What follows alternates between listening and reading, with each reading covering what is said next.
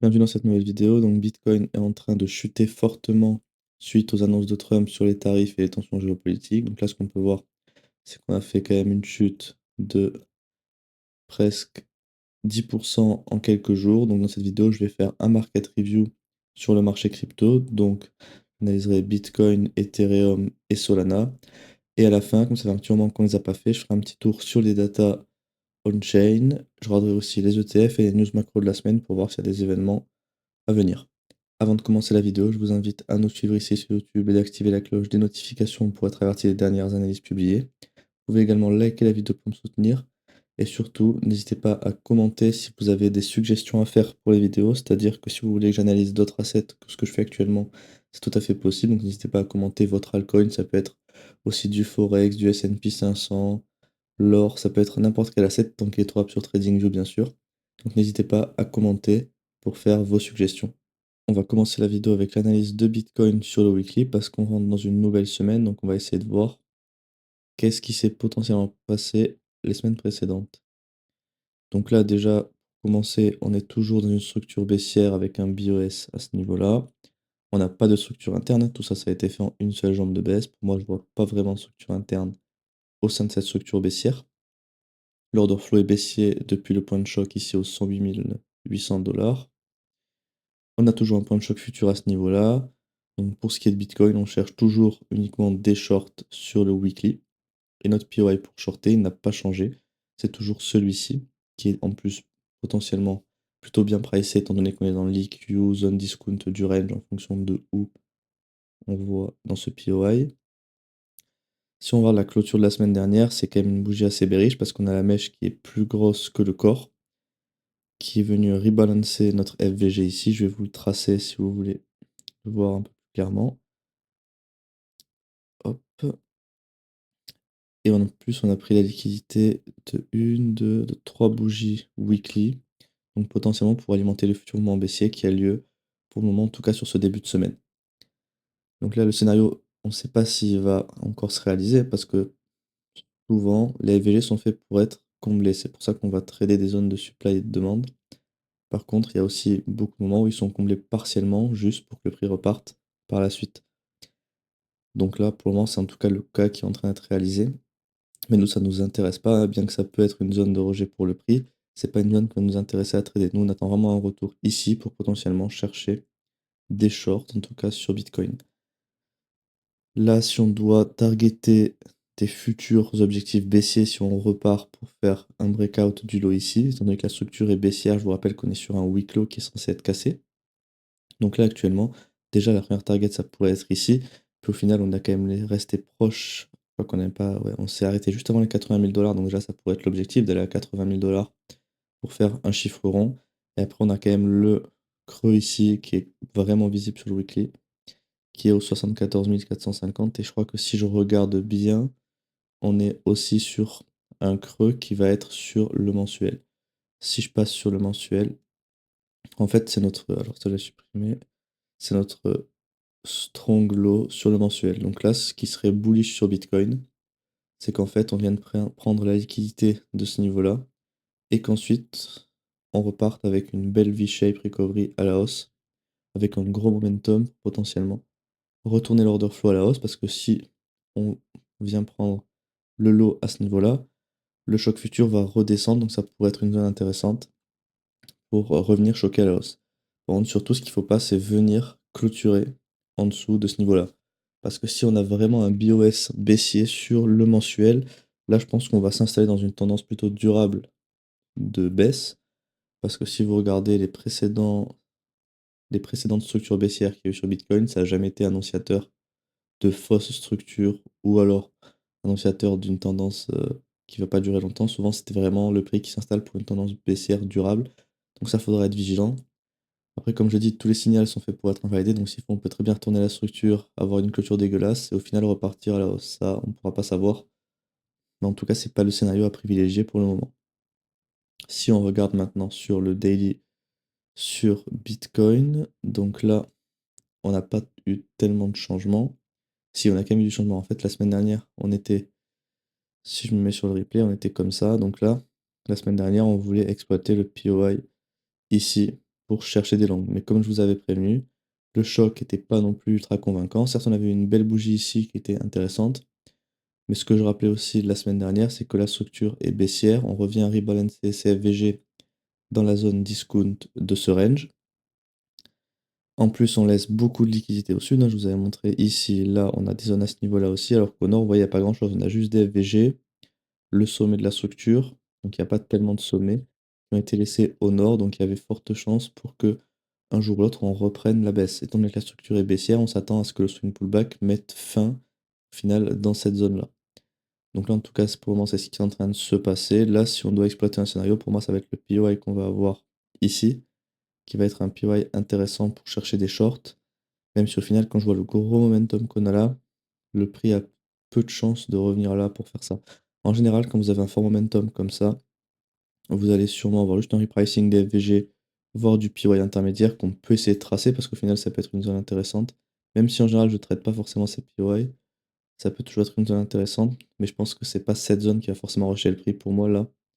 Le plus probable en général, quand on a des price actions qui ressemblent à ça, c'est soit on revient dans le premier FVG comme ça, pour continuer le momentum baissier qui reste fort, soit on va revenir rebalancer les premiers FVG, mais c'est rare qu'on revienne vraiment tout en haut. En général, on va laisser quand même une partie ouverte. Donc là, en tout cas, c'est tout ce que je peux tracer. Peut-être à la rigueur, ce qui peut nous intéresser, ça va être ici, on a du IFVG, notre ancien FVG baissier, donc ça peut être la zone intéressante. Si le prix revient, ça devrait nous faire quelque chose comme ça. Donc là, il faudra surveiller, ça peut peut-être être la zone au final intéressante à trader sur Bitcoin. Ce POI, il est légèrement dans le IFVG, donc il faudra voir. Peut-être que ce POI peut rejeter le prix, même si c'est pas une zone que j'affectionne particulièrement pour chercher des shorts, pardon. En tout cas, il faut attendre un retour dans un des POI pour chercher les shorts. Ça sert à rien de trader au milieu des FVG ou alors actuellement de shorter le prix maintenant sur le daily, ça n'aura pas de sens. Donc c'est tout ce que j'ai à dire. Je regarde si on n'a pas oublié des choses. Mais non, on va regarder maintenant le H4 sur Bitcoin. Donc structure toujours baissière. Donc là on est dans une immense structure. Donc c'est pas exceptionnel pour trader le H4. Donc c'est pour ça qu'on utilise beaucoup la structure interne. Donc là on avait une structure interne haussière. Perpétuée ici. Perpétuée là. Perpétuée de nouveau. Et alors, elle s'est retournée à la baisse à ce niveau-là. La semaine dernière, on avait une structure qui était interne, haussière, comme ceci. Et là, on l'a retournée à la baisse et elle se forme comme ça. Donc là, en tout cas, c'est un signal de plus qu'on est fully aligned à la baisse. On a l'order flow qui va être baissier et la structure baissière sur le weekly, le daily, le H4. Et en plus, sur le H4, on a une structure interne qui est baissière en plus. Donc là, vous voyez que sur Bitcoin, on a tout qui est aligné à la baisse actuellement. Donc c'est pour ça qu'on n'a pas vraiment intérêt à chercher des longues et qu'il faut vraiment respecter les règles de market structure parce que là, on est vraiment dans des schémas qui nous donnent uniquement des shorts. Donc là, on a un POI qui a été créé à ce niveau-là. Donc là, on est sur un POI qui est plutôt très bien pricé sur le H4 parce que déjà, il serait dans notre POI daily. Et en plus, si on trace la structure baissière, on serait sur l'IQ du range. Donc ça, ce serait une zone intéressante pour chercher des shorts. Donc là, c'est le seul scénario que je vois actuellement sur Bitcoin. Il faut attendre maintenant de voir ce qui va se passer. Là, on a pris une première zone intéressante. Donc, qu'est-ce qu'on s'attend de toute façon après une jambe de baisse? On s'attend à un pullback.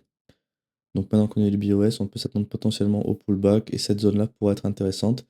Sinon, il faudra attendre. Mais dans tous les cas, il ne faudra pas essayer de chercher de longues. Pour moi, quand je vois tout ça sur toutes les timeframes qui est aligné à la baisse, même si on retourne l'order flow à la hausse, pardon, je ne chercherai pas des longues. Je préfère attendre qu'on retourne l'order flow à la hausse, qu'on vienne par exemple ici, on refait un nouveau choc baissier, et là je préfère chercher des shorts, plutôt qu'essayer de chercher un long sur un order flow haussier, alors qu'on a vraiment beaucoup trop de signaux baissiers actuellement sur le prix. Après certes, si on commence à venir casser ce sommet ici, là, il faudra un petit peu revoir les analyses. Pour moi, tant qu'on est dans cette structure baissière interne, il n'y a aucune raison de chercher des longues, il vaut mieux patienter pour attendre toujours les order flow baissiers pour chercher des shorts. Donc c'est tout ce que j'ai à dire sur l'analyse de Bitcoin. Pour continuer la vidéo, on va faire l'analyse d'Ethereum. Donc là, moi, je vois pas du tout de changement par rapport à la semaine dernière. On n'a pas du tout fait comme Bitcoin. Bitcoin, il est venu prendre un petit peu de sommet weekly, tandis qu'Ethereum, on a juste pris la semaine dernière le sommet de la semaine précédente. Donc déjà, si on voit la clôture, on n'a pas eu grand-chose d'intéressant. Sur Ethereum, sur le weekly, on est toujours fully line à la hausse avec un order flow haussier et une structure baissière avec le structure haussière pardon, avec le BOS ici. Donc là, pour moi, on est toujours dans le scénario de on cherche des longues au sein de ce POI pour targeter, au final, le weak high ici, parce que je rappelle que dans une structure haussière, on est censé venir casser le high et maintenir ce low. Donc là maintenant, si on doit regarder ce qui s'est passé, comme je vous avais montré la semaine dernière, on avait eu une première mitigation ici. Donc là, moi, ce que j'attends, c'est que tout ça, ça crée forcément de la liquidité au sud. On voit que tous les sommets, tous les creux, pardon, la plupart sont laissés intacts. Donc là, ce qu'on attend, nous, ce serait une belle mèche de liquidation. On veut pas forcément une grosse bougie. Là, vous voyez le corps actuel. Si on fait un gros corps comme ça, clôture là, moi, il y a peu de chances qu'on maintienne ce POI. Par contre, si là, on fait une bougie ultra baissière avec une mèche énorme, et imaginons qu'on clôture comme ça, mais on a la mèche qui vient ici. Là, pour moi, ce sera ultra bullish pardon, sur Ethereum pour commencer à chercher des longues parce qu'on aura quand même eu un beau sub de la liquidité au sein de ce POI. Donc là, on aura tout réaligné à la hausse pour potentiellement se repositionner sur Ether. Donc c'est tout ce que j'ai à dire pour le weekly. On va regarder maintenant le daily si on a eu du changement. Donc évidemment, on a eu du changement comme sur Bitcoin. Donc c'est dommage parce qu'on avait un bon momentum haussier et au final, Trump qui rajoute une couche de tarifs pour nous redonner un momentum baissier. Je crois qu'on a quand même fait 13% de baisse, donc ça c'est pas exceptionnel avec quand même eu un fort momentum. Après au final, c'est comme un peu du trading de news. C'est-à-dire qu'aujourd'hui, si Trump il dit qu'il annule les tarifs et qu'il n'y a plus de tension avec le Groenland ou l'Iran ou je ne sais quelle autre tension, il y a de fortes chances que tout ça soit ravalé. C'est pour ça que l'analyse technique peut avoir ses limites aussi. Dans les moments où il y a beaucoup de news, c'est moins intéressant, même si au final, ça peut se prédire entre guillemets. C'est-à-dire que là, quand on a une structure qui est baissière, on vient de prendre la liquidité de ce sommet. Comme je vous montrais la semaine dernière, on revient dans la chaîne de demande daily qui est plutôt solide pour l'instant. Quand on voit ça, pour moi, il y a peu de chances de chercher des longues dans ces niveaux-là. De toute façon, comme je dis à chaque fois, quand on a une structure baissière, il vaut mieux attendre que l'order flow se retourne à la baisse pour chercher des shorts que d'essayer de chercher des longues, surtout quand on a déjà eu des swing pullback qui ont été très bien pricés, plutôt intéressants. Et là, vous voyez qu'on crée encore une demande, donc on a une très belle chaîne de demande ici, donc il y a de fortes chances que si on revient, chaîne de supply, pardon, depuis le début c'est des supply, excusez-moi. Donc si on revient dans cette zone ici, il y a de fortes chances que ça rejette pour continuer la baisse. Après, tout dépend de où on va. Là, ce que je vois, c'est qu'on a run ce lot sans trop de difficultés. On commence à prendre la liquidité de tout ça. Donc là, oui, les zones intéressantes, de toute façon, elles sont plutôt claires. On a ici, là et là. Je rappelle que la structure est baissière, donc on est censé venir casser ce lot. Et quand on a un gros momentum comme ça, on s'attend à quoi? À une continuation baissière, hein, parce que là, je vais retracer juste le supply qui nous intéresse. Donc là, le seul scénario à trader, si on doit chercher des shorts, c'est un retour ici. Comme je dis sur Bitcoin, quand vous avez un fort momentum, souvent vous avez juste soit un petit repricing pour faire ça, soit en général. En fait, le meilleur scénario, c'est quand ça vient ici pour repartir, mais ça arrive pas très souvent. À la rigueur, là, c'est qu'on va commencer à ranger et on va revenir doucement mais sûrement ici. Mais si on a un gros momentum, c'est au final qu'il va sûrement y avoir une bonne news sur les tarifs de Trump qui potentiellement va juste venir casser à la hausse, vous voyez. Donc c'est pas toujours intéressant, même s'il faut être patient et de toute façon, il faut attendre un retour ici, ça sert à rien d'essayer de trader autre chose. C'est juste que le prix ne va pas forcément nous redonner un point pour potentiellement chercher des shorts ici. En tout cas, c'est la seule zone qui nous intéresse, donc on n'a pas du tout d'autres scénarios à trader sur Ethereum.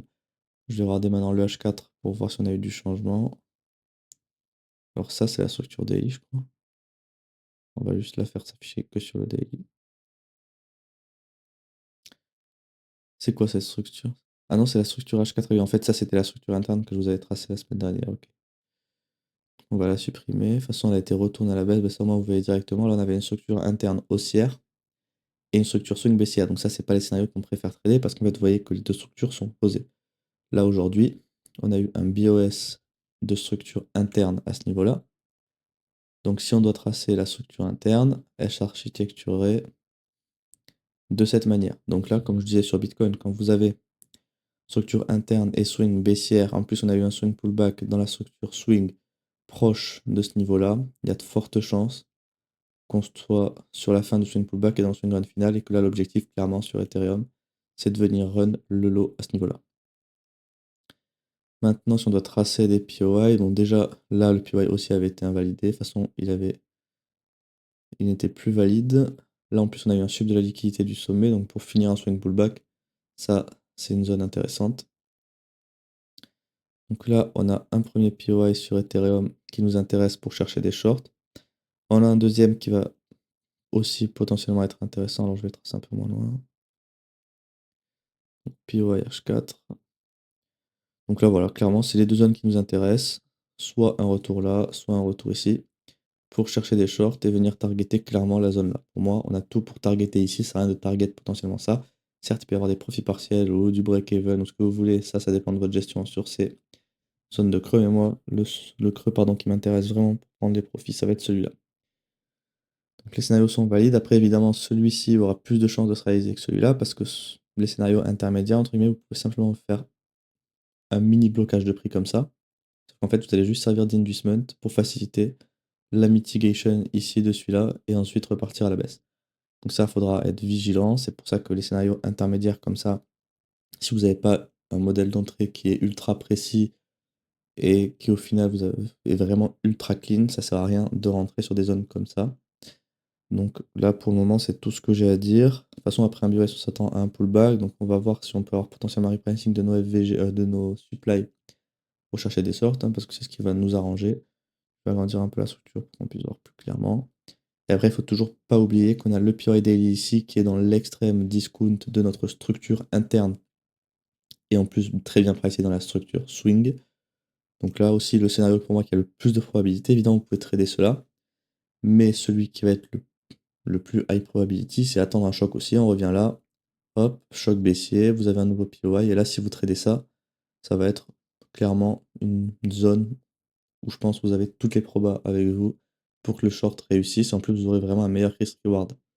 Parce que vous comprenez que si vous rentrez par là, en plus de vous pouvez mettre un stop loss plutôt large parce que vous avez aussi le daily. Si vous arrivez à rentrer sur un truc comme ça, là, si vous targetez ici, vous voyez que le risk-reward il explose. On est vraiment sur des très belles zones où vous pouvez du coup, si, quand vous avez un gros risk-reward potentiel, c'est plus facile de manager le trade. Si vous pouvez prendre des profits avant si ça vous va. Mais l'avantage, c'est que c'est facile de manager le trade. Si vous rentrez sur un trade ici avec des stop loss comme ça, vous allez tout de suite avoir moins de marge de manœuvre quand vous targetez du 2-3R. Donc c'est pour ça que ça peut être plus intéressant d'attendre aussi un retour à ce niveau-là pour chercher potentiellement des shorts. C'est tout ce que j'ai à dire pour l'analyse d'Ethereum. Pour finir la vidéo, je vais faire l'analyse de Solana. Donc pareil, je vais commencer sur le wiki. Donc là, qu'est-ce qu'on remarque directement? On avait eu un choc haussier la semaine dernière. Donc par contre, choc sur mèche avec une bougie marteau ultra baissière, hein. Donc ça, pour moi, c'est pas un choc ultra convaincant pour chercher des longues ici. Par contre, le PY, évidemment, il est valide. Maintenant, on va voir après sur le daily si ça peut être une zone intéressante, sachant que qu'est-ce que je vous avais dit la semaine dernière, enfin, même sur toutes les dernières semaines, hein, c'est que là, on a une structure qui est très bien et très jolie au final pour continuer la baisse. Donc clairement, notre target, c'est ça. Il faut attendre pour moi un choc baissier pour chercher des shorts dans un PY. Parce que là, pour moi, la structure, elle est intéressante.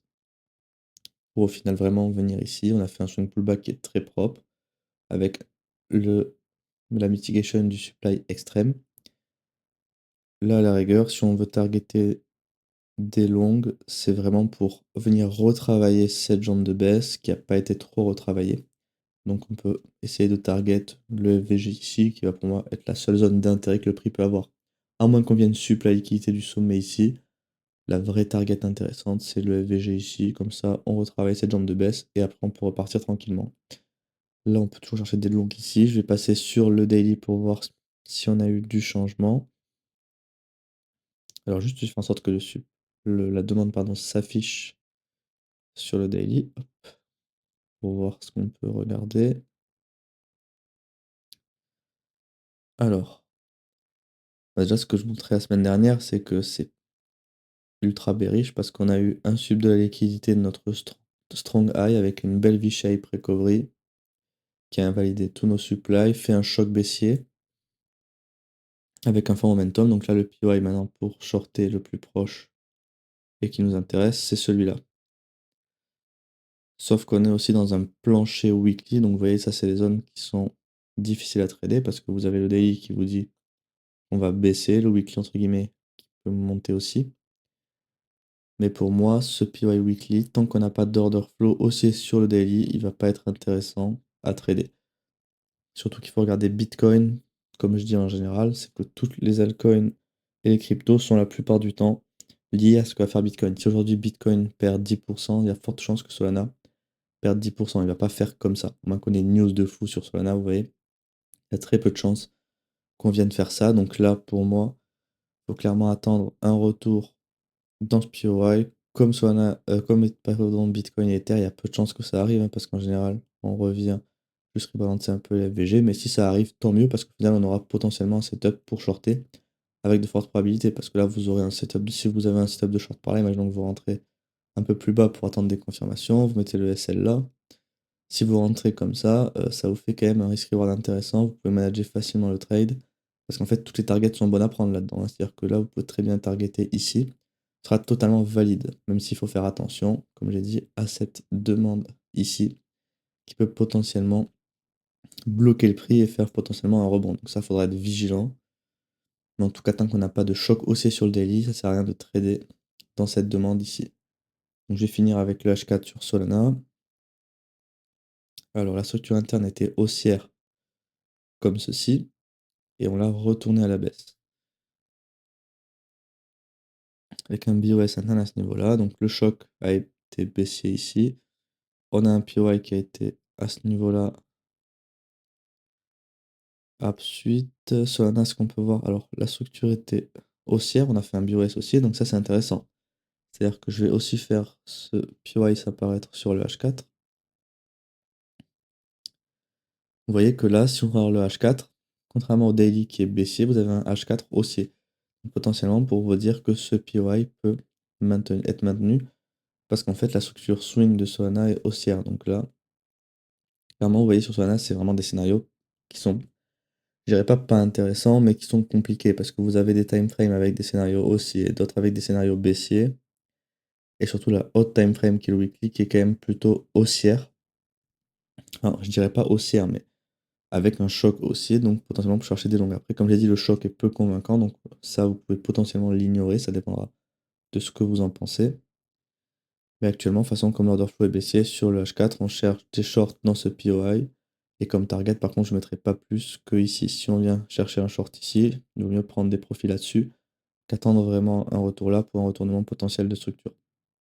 C'est pas des scénarios évidents sur Solana. Pour moi, c'est pas un asset qui va être intéressant à trader au vu des différents éléments que je viens de vous montrer, parce qu'en fait, vous avez des éléments qui sont dans un sens et d'autres éléments qui sont dans un autre sens. Donc c'est pas là qu'on va essayer de trouver les trades avec le plus de probabilité. Donc c'est pas vraiment nous ce qui nous intéresse. Le but c'est vraiment de chercher les trades avec de fortes probabilités de réussite pour avoir les meilleurs résultats. Maintenant, si je dois faire un petit retour sur les datas sur le marché crypto, déjà sur Bitcoin, on voit que les fundings restent neutres, hein.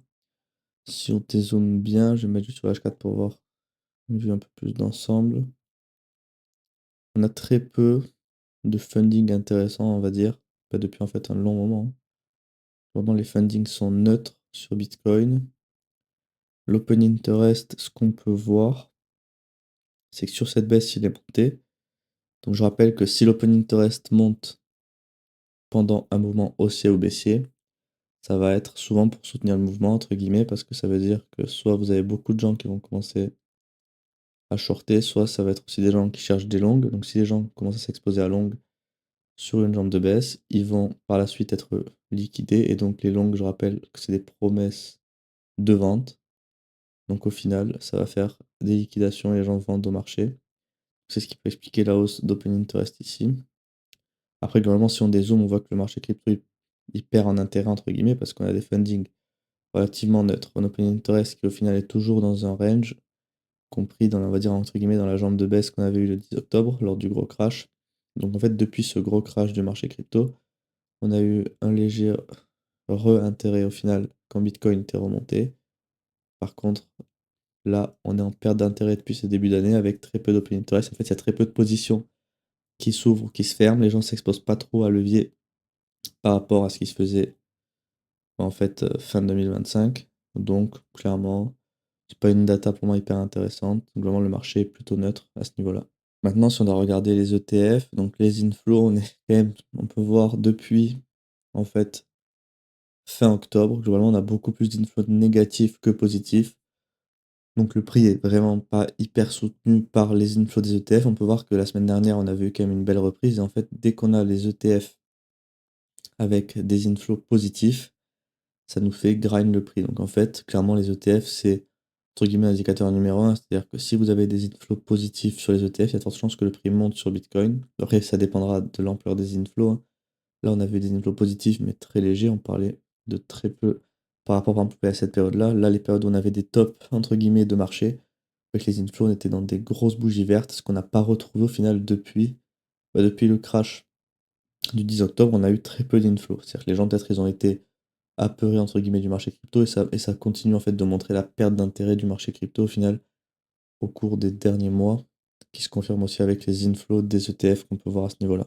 Et pour les news de la semaine, en fait, on n'a pas grand-chose, entre guillemets, c'est-à-dire qu'il n'y a que demain, jeudi, où on va avoir des news qui potentiellement peuvent faire bouger le prix. Vous allez avoir le PIB, donc je crois que les news étaient déjà sorties, ça va être des confirmations, en fait, des news précédentes, donc normalement, ça devrait pas trop faire bouger le prix. Mais surtout, la news qui est intéressante, ça va être le PCE, qui est une news que la Fed regarde vraiment pour les baisses de taux. Donc ça, si on trouve, enfin, pardon, si on a des écarts avec le consensus, ça risque de faire pas mal de volatilité. Après, si vous regardez certes sur du 1 heure ou du 15 minutes, vous risquez d'avoir des grosses mèches sur le prix, mais ça, on va dire, c'est de la volatilité parce que juste les gens veulent trader la news. Ça va pas être une direction du prix claire. C'est vraiment, faut attendre, je pense, 1 heure, entre guillemets, après que la news soit sortie, pour avoir une direction claire et voir au final comment la news va être pricée. En tout cas, si on n'a pas de gros écart, pour moi, ça risque pas d'influencer un mouvement contraire ou une grosse continuation. Ce sera pas lié du moins à la news. Et après, bon, ça, c'est des news entre guillemets peu importantes, sauf si on a des gros écarts. Les news peu importantes, au final, pas des news qui vont bouger trop le prix. Certes, ça va créer des mèches parce que tout est à la même heure. Par contre, si on n'a pas d'écart sur le prix sur ces news, ça va pas influencer un futur mouvement.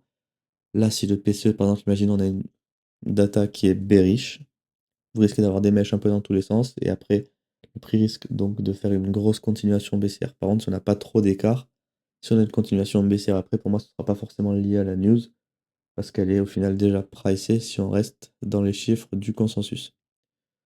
Donc demain, il faudra juste être vigilant et ne pas trader. Là, je pense qu'il ne faut pas trader 2 heures avant la news et jusqu'à 1 heure après, parce que sinon, vous allez avoir des mèches dégueulasses. Et ça va vraiment limiter, on va dire, l'efficacité de l'analyse technique. Ah, en plus, on a le PIB à 14h30. En fait, je pense que clairement, entre 14 heures et 17 heures, ça sert à rien d'être sur les marchés.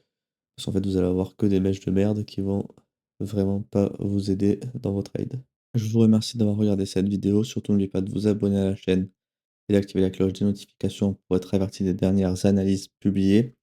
Vous pouvez également liker la vidéo pour me soutenir et la commenter si vous avez des suggestions d'analyse pour les prochaines vidéos. Ça peut être des altcoins que vous aimeriez que j'analyse, votre altcoin préféré ou d'autres assets qui peuvent être des marchés traditionnels, hein. Je peux analyser au final tous les graphiques qui sont sur TradingView, comme je l'ai dit en début de vidéo, donc n'hésitez pas à commenter vos suggestions d'analyse. Sur ce, c'est tout pour cette vidéo.